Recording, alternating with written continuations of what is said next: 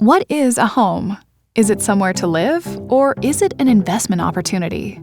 The answer should be obvious, but in the last 15 years in Canada, house prices have outperformed the stock market. That's not normal. How can we change our systems to flip housing from a financial good for some to a social good for everyone?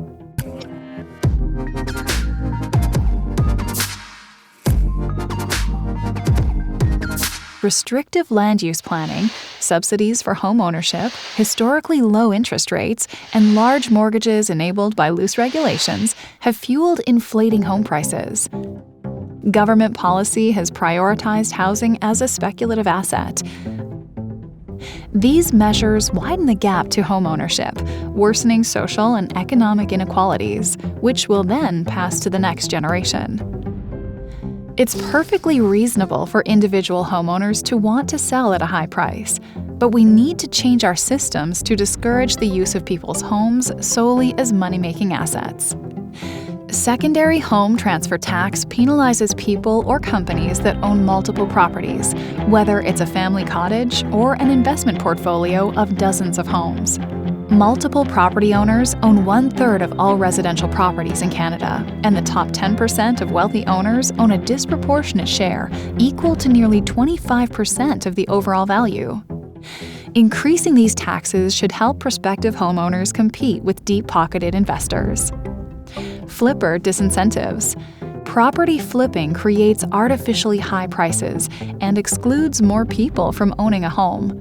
The federal government introduced a new anti-flipping tax, which will be levied on properties bought and sold again within 12 months.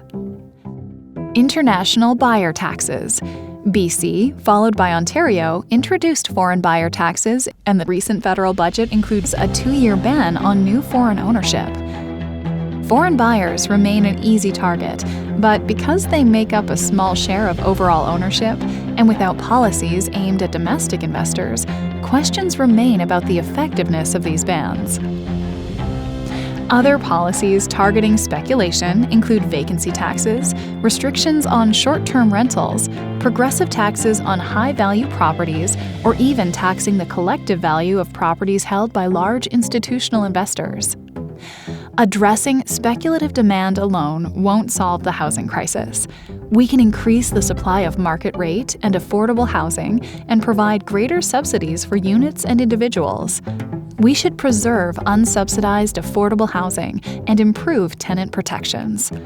All this will work together to decommodify housing, helping all Canadians have access to a safe and secure home.